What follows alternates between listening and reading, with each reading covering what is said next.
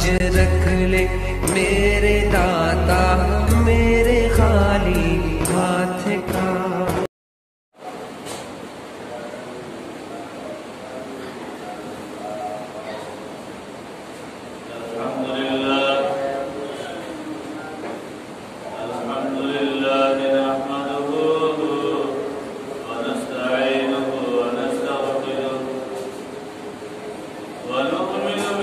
ونتوكل عليه ونعوذ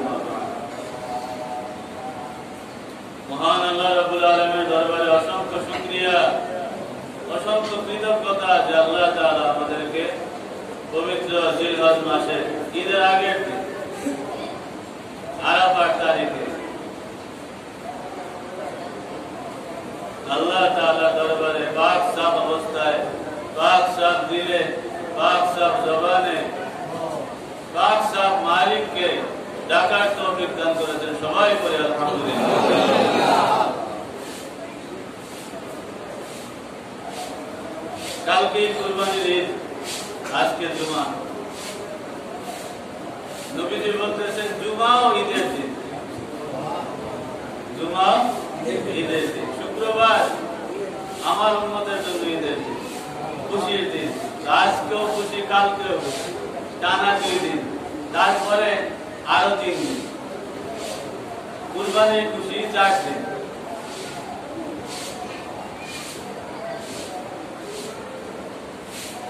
এই কুরবানি এর বাংলা হলো ত্যাগ। কুরবানির বাংলা ত্যাগ। আমরা ত্যাগ করি, পশু কুরবানি করি আল্লাহর রাস্তায়, আল্লাহর নামে বিসমিল্লাহ আল্লাহু আকবার বলে আমরা আমাদের পশু কুরবানি করে, যে যার সামর্থ্য অনুযায়ী, যে যার সামর্থ্য অনুযায়ী, গরু, ভেড়া, ছাগল, দুম্বা, উট, যে যার সামর্থ্য অনুযায়ী কুরবানি আমরা করি। যাই আমরা কুরবানি করি কার রাস্তায় করি? আল্লাহর রাস্তায় করি। কার রাস্তায়? কার জন্য করি? আল্লাহর জন্য করি, আল্লাহর রাস্তায় করি। আর মাঝখানে কয়েকটা কাজ শুধু আমরা করি। এর মধ্যে আল্লাহ তাআলা আমাদের কি বলছেন আমরা একটু খেয়াল করি।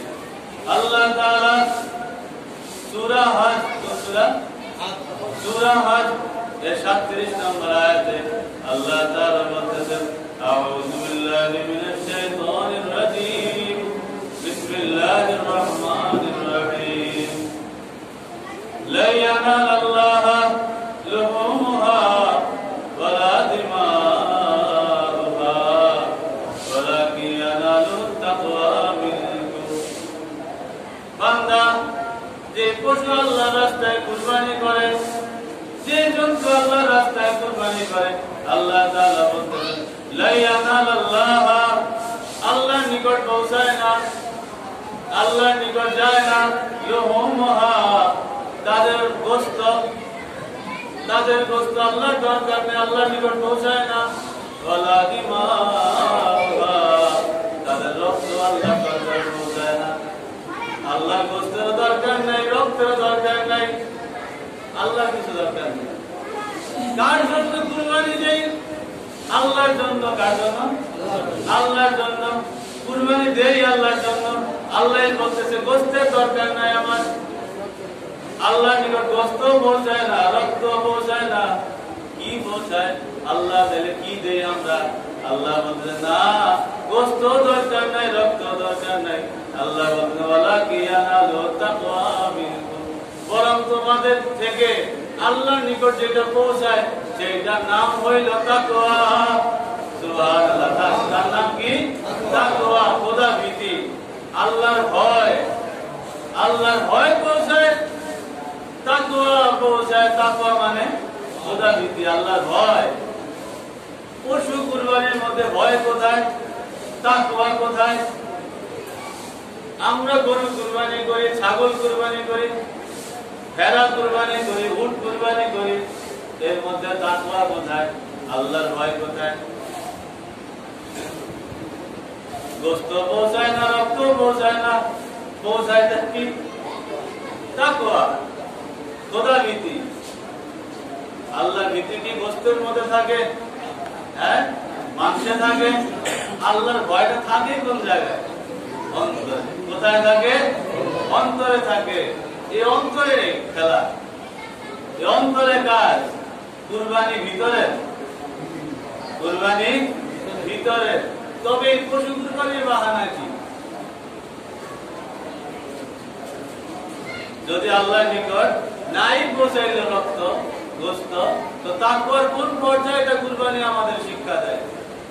কুরবানি থেকে আমরা কি শিক্ষা পাচ্ছি? আর কোন তাকওয়া আল্লাহ দরবারে কবুল হচ্ছে? কোন তাকওয়া কবুল হচ্ছে?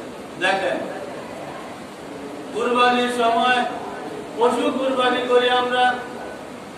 তাফসীরের কিতাবের মধ্যে, তাফসীরে রুহুল বায়ানের মধ্যে এই আয়াতের ব্যাপারে বর্ণনা করা আছে। তাফসীরে কবিরের মধ্যে আল্লামা ফখরুদ্দীন রাজি রাহমাতুল্লাহ আলাইহি বয়ান করতেছেন, আল্লামা ইসমাঈল হক্কি রাহমাতুল্লাহ আলাইহি বয়ান করেন, বড় বড় মুফাসসির ওনারা বয়ান করতেছেন, কুরবানির মধ্যে কোনটা তাকওয়া? কুরবানির মধ্যে আল্লাহর ভয় কোন জায়গায়? তাকওয়া কোন জায়গায়? খোদা ভীতি কোন জায়গায়? পশু কুরবানি তো আমরা করি, তাকওয়াটাই বুঝি না। যে জিনিসটা আল্লাহর নিকট পৌঁছায় তাই বুঝি না। আমরাই করি কুরবানি, গোশত খায় কে? আমরাই তো খাই। ত্যাগ কোন জায়গায় হইতেছে? কিনি আমরাই, টাকা আমাদেরই, কিনি আমরাই সবাই করি, আমরাই গোশত খাই, আবার আত্মীয় স্বজনকে দেই, আত্মীয় স্বজনকে দেই, সব হয় না? সুন্নত তো 3 ভাগ, 1 ভাগ খাও, 1 ভাগ আত্মীয়কে দাও, আর 1 ভাগ গরিব মিসকিনকে দাও। তিনটাই সব। নিজে খাওয়া সব, সবটা কে পায়? আমি। আত্মীয় স্বজনকে দিলে সব কে পায়? আমি। গরিব মিসকিনকে দিলে সব কে পায়? আমি। ত্যাগ কোন জায়গায়? কুরবানি কোন জায়গায়? ত্যাগ কোন জায়গায়? কোন জায়গায় তাকওয়া হইতেছে? কোন জায়গায় আল্লাহ ভীতি হইতেছে? এই জায়গায় যে আমি বললাম, এই জায়গার মধ্যে খেয়াল করেন, আমি বললাম, আমি কিনলাম, আমি কুরবানি দিলাম, আমি গোশত খাইলাম, আমি আল্লাহর রাস্তায় দান করলাম, যতক্ষণ আমি থাকবে কুরবানি কবুল হবে না।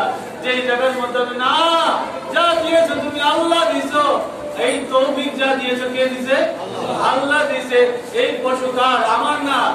আল্লাহর দিব কার রাস্তায়? আল্লাহর রাস্তায়। খাবো কারটা? আল্লাহরটা খাবো। এটা আমার না, আমার ইচ্ছা অনুযায়ী বন্টন হবে না। কিনছি গরু, কিন্তু এখন কুরবানি করলে কুরবানি হবে না। আল্লাহ তাআলা যেইভাবে বলছেন, নবীর মাধ্যমে যেই হুকুম কায়েম করছেন, ওইভাবে কুরবানি করে, ওইভাবে বন্টন করে, ওইভাবে খাওয়ার নাম হইল কুরবানি।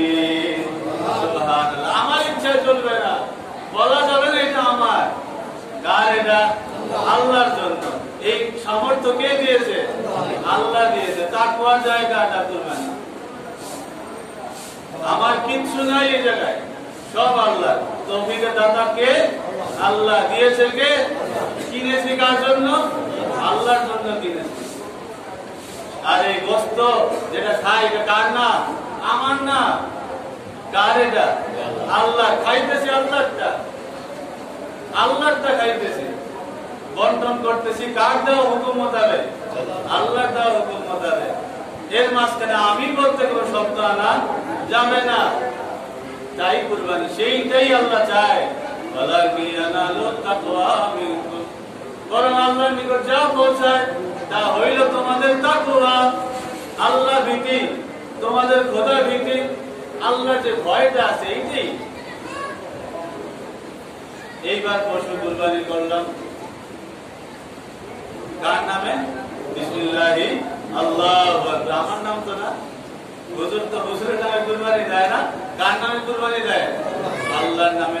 আল্লাহর নামে কুরবানি, আল্লাহর নামে পশু যায়। আমাদের জন্য শিক্ষা কি? আল্লাহর নামে পশু জান দেয়, আমাদের জন্য কি শিক্ষা? আমাদের জন্য কি তাকওয়া?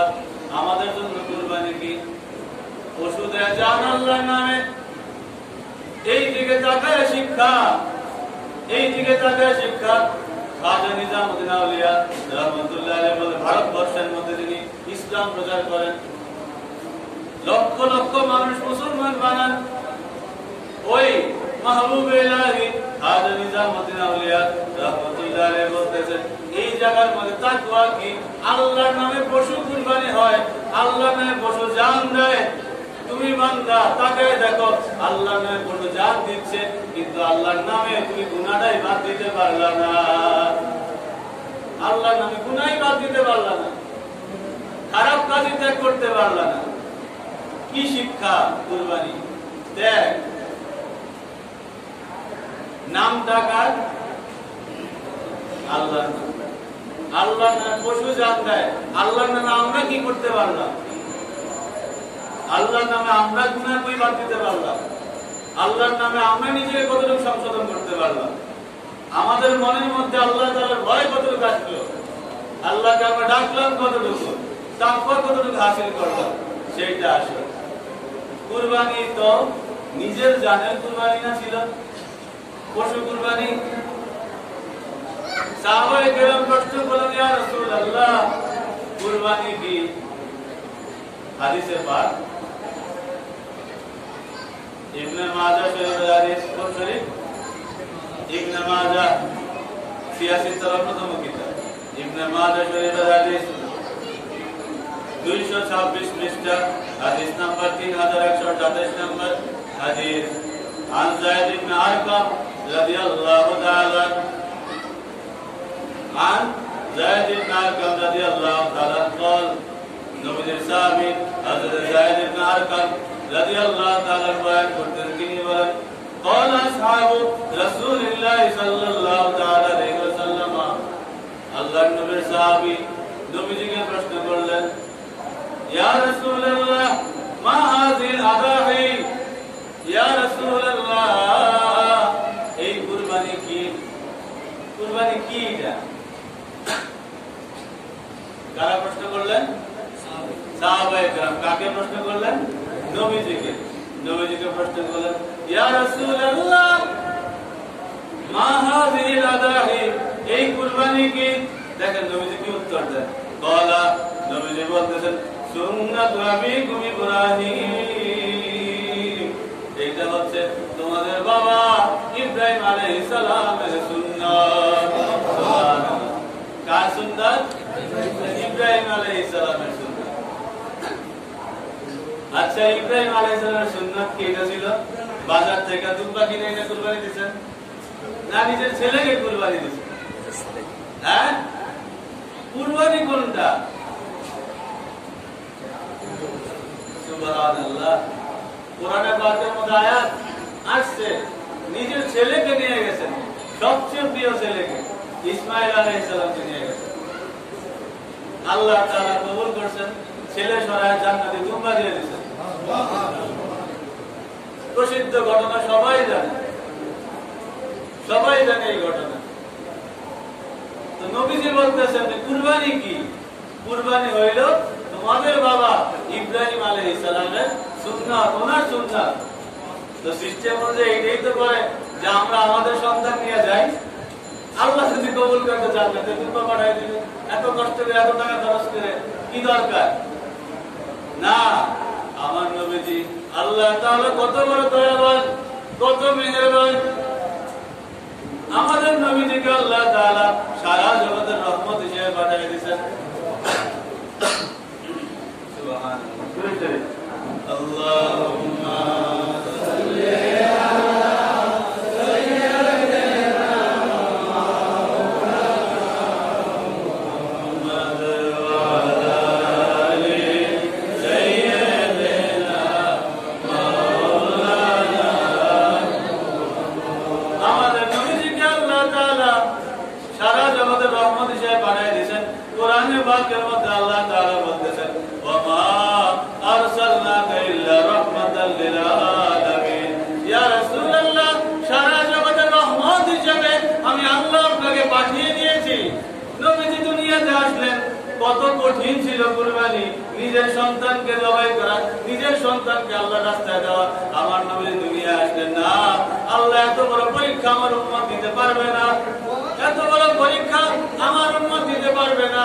নিজের সন্তানের গলার মধ্যে ছুরি রাখা কারো পক্ষে সম্ভব হবে না। আল্লাহ আমার দিকে তাকাও, আমার উম্মত বাজার থেকে পশু নিয়ে আসবে, নিজে পশু পালন করবে, পশু কাটবে। আল্লাহ আমার দিকে তাকিয়ে কুরবানি কবুল করে নাও। সুবহানাল্লাহ। এত বড় পরীক্ষা ছিল না, না পশু কুরবানি দিয়ে দাও, এমনি হালাল পশু কুরবানি করো, নির্দিষ্ট সব পশু দিলে হবে না, নির্দিষ্ট যে পশু নবীজি নির্ধারণ করে দিয়েছেন এইগুলি কুরবানি করো, নিজের জানের পক্ষ থেকে কুরবানি হয়ে যাবে। সুবহানাল্লাহ। কত বড় দয়াবান, কত মেহেরবান। কুরবানি তো ছিল নিজের জানের, কিন্তু না, নবীজি আমাদের জন্য সহজ করে দিয়েছেন। নবীজি আমাদের জন্য কুরবানি সহজ করে দিয়েছেন। নতুবা কুরবানি এত সহজ না, এত সহজ না কুরবানি। আল্লাহু আকবার কবীর। নবীজি বলতেছেন সুন্নাতু আবিকুম ইব্রাহিম, তোমাদের বাবা ইব্রাহিম আলাইহিস সালামের সুন্নাত, ওনার সুন্নাত, ওনার রীতি এটা। ক্বালু সাহাবায়ে কেরাম প্রশ্ন করলেন ফামা লানা বিহা ইয়া রাসূলুল্লাহ, এটা তো আমাদের বাবার সুন্নাত, আমাদের জন্য কি আছে এর মধ্যে? এই কুরবানিতে আমাদের জন্য কি আছে? ক্বালা নবীজি বলেন বিকুল্লি শাআরাতিন হাসানাতুন, প্রত্যেকটা পশমের বিনিময়ে সওয়াব আছে। সুবহানাল্লাহ। কুরবানির জন্তু প্রত্যেকটা পশমের বিনিময়ে সওয়াব আছে, প্রত্যেকটা পশমের বিনিময়ে সওয়াব আছে। সাহাবায়ে কেরাম মনে চিন্তা চলে আসলো, কত রকমের পশু আছে, হ্যাঁ, এক এক পশুর গায়ের পশম এক এক রকম, বেশ কম আছে।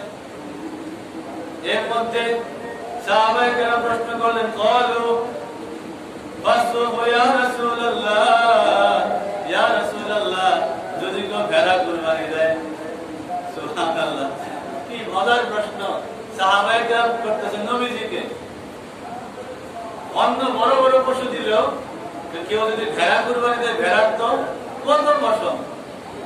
সাহাবায়ে কেরাম প্রশ্ন করলেন, ইয়া রাসূলুল্লাহ ফাসবু, যদি কেউ ভেড়া কুরবানি দেয়, ভেড়ার তো অন্যান্য পশুর থেকে তার পশম বেশি, তবে কলা নবীজি বলে বিকুল্লি শাহাদাতিন মিনাস সুবি হাসানাতুন। সাহাবীরা তোমরা চিন্তা করো না, আল্লাহ দাতা, আল্লাহ দেওয়ার ক্ষেত্রে কৃপণতা করে না। তোমরা ভেড়া কুরবানি দিবা, ভেড়ার যতগুলি পশম আছে আল্লাহ তাআলা ওই পরিমাণ সওয়াব তোমাদের আমল নামায় দিয়ে দিবে। আরো জোরে সুবহানাল্লাহ। দাতাকে আল্লাহ, দাতাকে আল্লাহ দিতে কখনো কৃপণতা করেন না, কিন্তু আমরা কৃপণতা করি। আমাদের মন ছোট, মন ছোট কার? আমাদের। আল্লাহর মন না, আল্লাহ তো মনের স্রষ্টা। মন বড় কি ছোট? মনের স্রষ্টাকে আল্লাহ। সুবহানাল্লাহ। আল্লাহ তাআলা কত সহজ করে দিয়েছেন এই কুরবানি নবীজির মাধ্যমে আমাদের উপরে। সামর্থ্য আছে তাও কুরবানি দেয় না, আছে না কত লোক? হ্যাঁ, মাশাআল্লাহ, খেয়াল রাখবেন, নিসাব পরিমাণ সম্পদের মালিক যদি কেউ হয়, এইরকম প্রত্যেক ব্যক্তি নিসাব পরিমাণ সম্পদের মালিক যদি কেউ হয়, এমন প্রত্যেক ব্যক্তির উপরে কুরবানি ওয়াজিব। ইমামে আযম আবু হানিফা রাহমাতুল্লাহ আলাইহি ফয়সালা দিয়ে দিয়েছেন, কুরআন এবং হাদিস যাচাই বাছাই করে।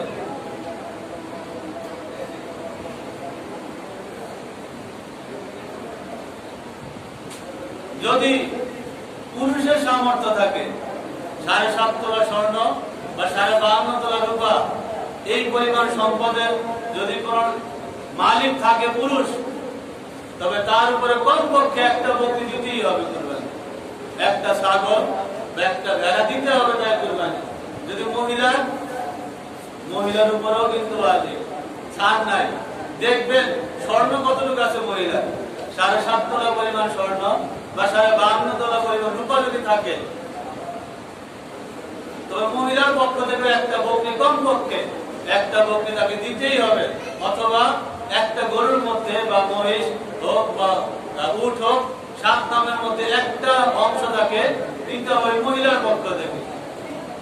তাই কুরবানি দিতে হবে পুরুষের পক্ষ থেকেও মহিলার পক্ষ থেকেও। শুধু যদি বলে না স্বামীর পক্ষ থেকে হয়ে গেল, না, স্বামীর পক্ষ থেকেও দিতে হবে। যদি মহিলার এই পরিমাণ স্বর্ণ থাকে, সম্পদ থাকে বা ব্যাংকে টাকা থাকে, মহিলার পক্ষ থেকে একটা দিতে হবে। একটা বকরি হইল বা গরুতে একটা নাম হইল, একটা অংশ হইল তাকে দিতে হবে। কুদুরিতে, সারে বেকায়াতে এবং বড় বড় ফিকহের কিতাবের মধ্যে, মধ্যে আলমগীরিতে, বাহারে শরিয়াতে, কানুনে শরিয়াতে, বড় বড় কিতাবের মধ্যে এগুলি বিস্তারিত আলোচনা করা হয়ে গেছে। এগুলি আমরা জানি, কিন্তু আমরাই অবহেলা করি। কিন্তু যদি কার সম্পদ না থাকে, ইসলাম চাপ দেয় নাই তার উপরে যে দিতেই হবে, তার না, কোন গরিবের উপরে চাপ দেয় না ইসলাম। বরং তাদের জন্য নবীর একটা স্পেশাল হাদিস আছে, ইনশাআল্লাহ বলবো। ইবনে মাজাহ শরীফের হাদিস, কোন শরীফ? ইবনে মাজাহ শরীফ 226 পৃষ্ঠা 3123 নম্বর হাদিস। আন আবি হুরায়রা রাদিয়াল্লাহু তাআলা, হুজুর পাক সাল্লাল্লাহু তাআলা আলাইহি ওয়াসাল্লামের সাহাবী হযরত আবু হুরায়রা রাদিয়াল্লাহু তাআলা হইতে হাদিস কানা বর্ণিত, আন্না রাসূলুল্লাহ সাল্লাল্লাহু তাআলা আলাইহি ওয়াসাল্লাম قال, নিশ্চয় আল্লাহর হাবিব আল্লাহর রাসূল সাল্লাল্লাহু তাআলা আলাইহি ওয়াসাল্লাম বর্ণনা করতেছেন, নবীজি বলেন, মান কানা লাহু সাআতান, নবীজি বলেন মান কানা লাহু সাআতান, যেই ব্যক্তির সামর্থ্য থাকলো, যেই ব্যক্তির সামর্থ্য আছে কুরবানি দেওয়ার কমসে কম একটা বকরি দিতে হবে, দিতেই হবে তাকে। যে ব্যক্তির সামর্থ্য দ্বারা কি উদ্দেশ্য, হয় 7.5 তোলা পরিমাণ স্বর্ণ বা 52.5 তোলা পরিমাণ রূপা, ওই পরিমাণ অর্থ টাকা, যার নিকট সামর্থ্য আছে, সামর্থ্যবান ব্যক্তি যে হইল, যার সামর্থ্য থাকলো, ওয়ালাম ইউদাহি, কিন্তু কুরবানি করলো না, সামর্থ্য আছে কুরবানি করে নাই।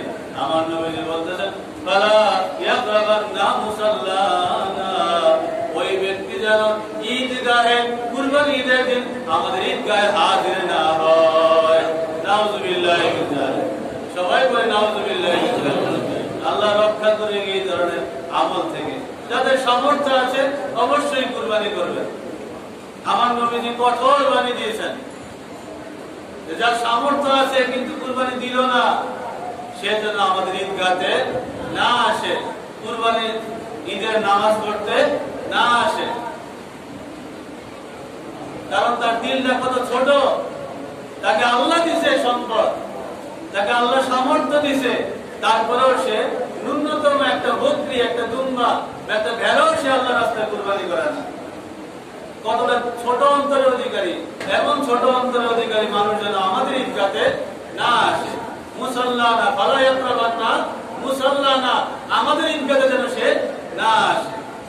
আমার নবীর শক্ত বাণী, যারা সামর্থ্যবান তারপরেও কুরবানি দেয় না তাদের জন্য। কিন্তু আমার নবীজি এদিকে আবার কঠোর, ওই দিকে নরম, আরেক দিকে নরম, আরেক দিকে আমার নবীজির দিলটা কত প্রশস্ত আল্লাহ বানিয়ে দিয়েছেন, কত বড় রহমত ওয়ালা নবী। তিরমিজি শরীফের হাদিস, প্রথম খণ্ড 277 পৃষ্ঠার হাদিস, হাদিস নাম্বার 1505 নম্বর হাদিস। আমার নবীজি বলতেছেন সাহাবায়ে কেরাম দেখতেন নবীজি প্রতি বছর কুরবানি করতেন, নবীজি কুরবানি করতেন। ওয়া আন্নাহু আলাইহি সাল্লাতু ওয়া সাল্লাম দাহা বিকাবশিন, আমার নবীজি নিজে কুরবানি করতেন, নিজের জন্য কুরবানি করার পরে আরো একটা দুম্বা কুরবানি করতেন। কে? আমাদের নবীজি আরো একটা দুম্বা কুরবানি করতেন, নিজের কুরবানি করে নিজে আরেকটা দুম্বা কুরবানি করে বলতেন, নবীজি দোয়া করতেন। এরপরে কুরবানি করার পরে আমার নবীজি বলতেন ফাকালা হাযা, এই কুরবানি, নিজের কুরবানি পরে আরেকটা কুরবানি করে আমার নবীজি ইশারা করতেন হাযা আম্মান লাম ইউদাহি মিন উম্মতি, আমার উম্মতের মধ্যে যারা কুরবানি করার সামর্থ্য রাখে না, আমি নবী তাদের সবার পক্ষ থেকে এই কুরবানি করে দিলাম। আরো জোরে সুবহানাল্লাহ। কত বড় দয়াল নবী, কত বড় মায়ার নবী। আমার নবীজি যেই সমস্ত উম্মতের সামর্থ্য রাখে না, যে সমস্ত উম্মতের সামর্থ্য নাই, কুরবানি দিতে পারবে না, ওই সমস্ত উম্মতের পক্ষ থেকে আমার নবীজি বলতেছেন এই কুরবানি আমার ওই উম্মতের পক্ষ থেকে যে উম্মতটা কুরবানি করার সামর্থ্য রাখে না, সুবহানাল্লাহ, তাদের পক্ষ থেকে আমার নবীজি কুরবানি করে দিতেন। প্রতি বছর আমার নবীজি কুরবানি করতেন। কাদের পক্ষ থেকে? ওই উম্মতের পক্ষ থেকে যে উম্মত কুরবানি করার সামর্থ্য রাখে না। আমরা উম্মত কি উম্মত না? আমরা নবীজির উম্মত কি না? আমাদের মধ্যে কি সবাই সামর্থ্যবান না? আমাদের পক্ষ থেকে নবীজি কুরবানি করে নিয়েছেন। যখন নবীজি কুরবানি করছেন আমরা কি দুনিয়া ছিলাম? হ্যাঁ, আমরা ছিলাম না।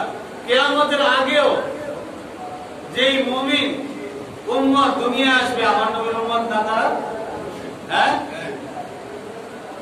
কিয়ামত পর্যন্ত যত গরিব উম্মত আছে যারা কুরবানি দেওয়ার সামর্থ্য রাখে নাই, তাদের পক্ষ থেকে কে কুরবানি দিবেন?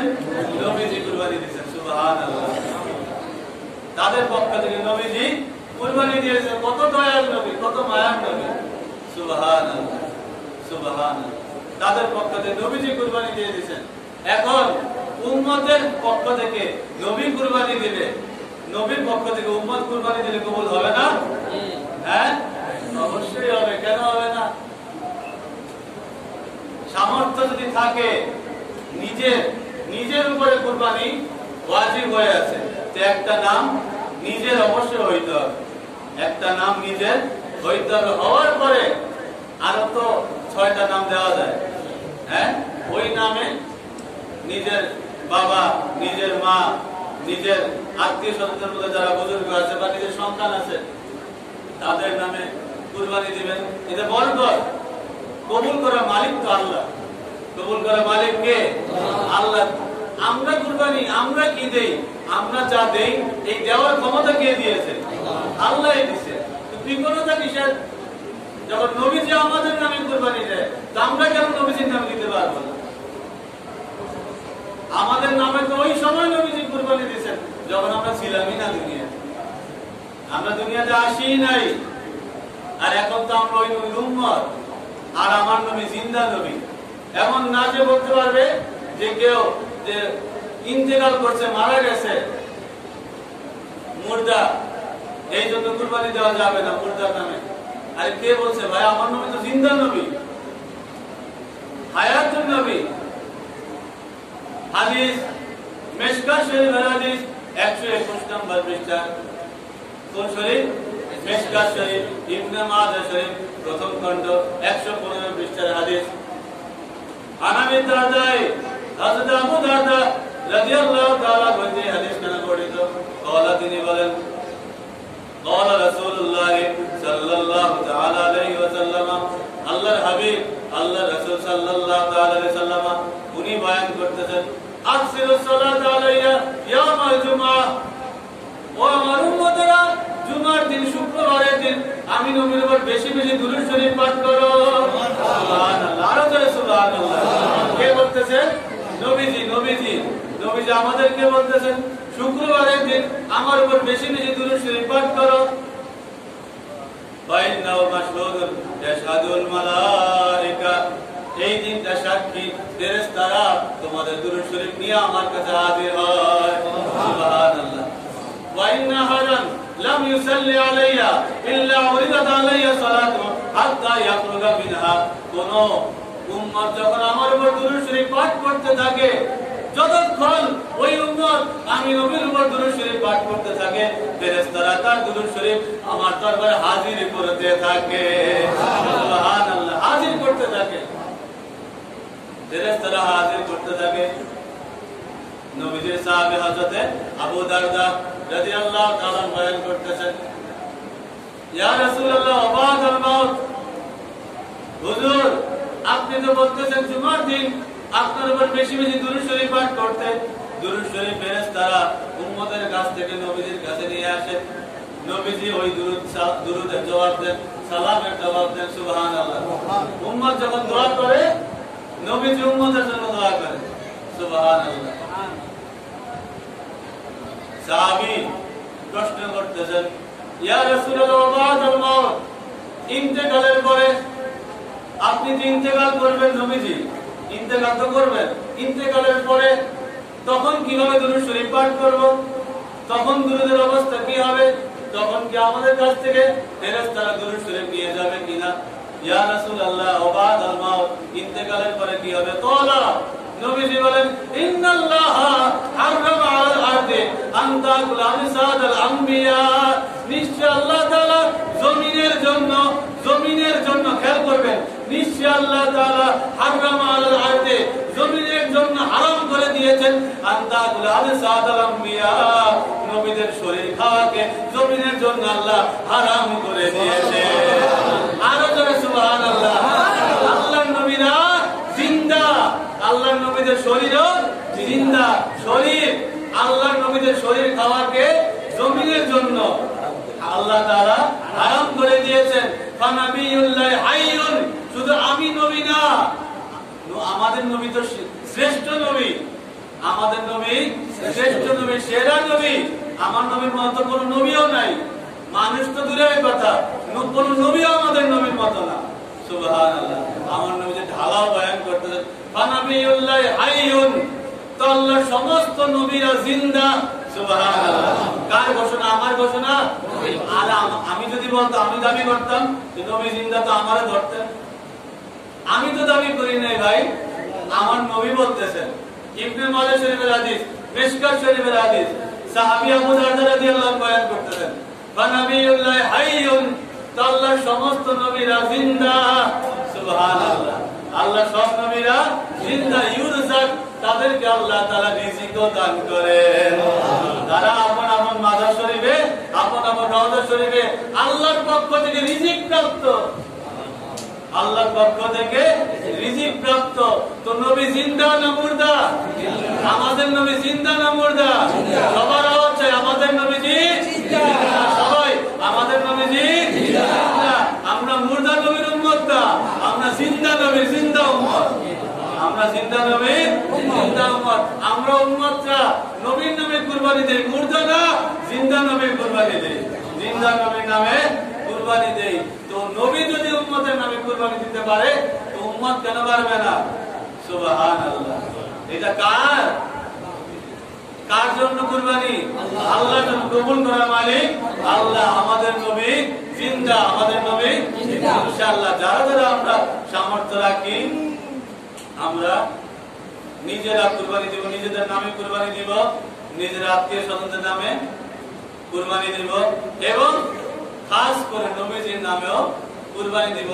ও যদি আমাদের সামর্থ্য থাকে, কিন্তু চাপ নেই এটা কারো উপরে।